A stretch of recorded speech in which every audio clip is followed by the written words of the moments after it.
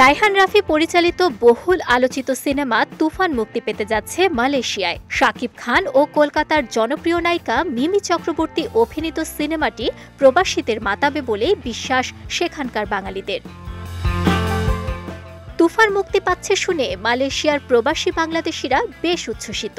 ৯ August সিনেমাটি মালয়েশিয়ার প্রেক্ষাগৃহগুলোতে মুক্তি পাবে বলে জানিয়েছেন আয়োজকেরা। ৩১ জুলাই সন্ধ্যায় মালয়েশিয়ায় আয়োজিত সংবাদ সম্মেলনে এ তথ্য জানানো হয়।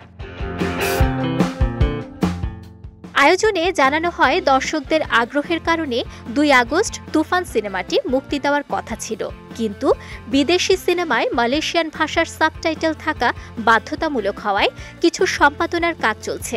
আগামী সপ্তাহে অর্থাৎ ৯ আগস্ট ছবিটি মুক্তি দিতে পারবেন বলে মনে করছেন তারা। দেশে তুফান সিনেমাটি ব্যাপক আলোচিত হওয়ায় মালয়েশিয়া প্রবাসীদের মধ্যে সিনেমাটি দেখার ব্যাপক আগ্রহ সৃষ্টি হয়েছে। কুয়ালালামপুরের ১০টি প্রেক্ষাগৃহে মাসব্যাপী তুফান চলবে বলে আশা প্রকাশ করেছেন আয়োজকেরা।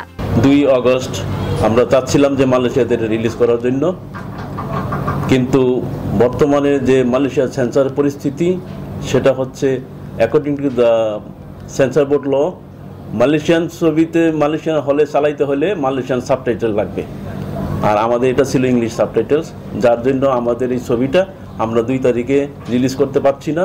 এজন্য আপনাদের কাছে অত্যন্ত দুঃখিত। মালয়েশিয়ায় শাকিব খানের প্রিয়তমা সিনেমা প্রদর্শিত হয়েছিল।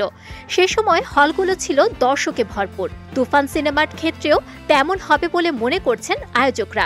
মেগাস্টার শাকিব খানকে একেবারে নতুনভাবে আবিষ্কার করতে যেন অপেক্ষা করছেন দর্শকরা। তুফানের প্রতিটি গান এখন মালয়েশিয়া প্রবাসীদের মুখে মুখে।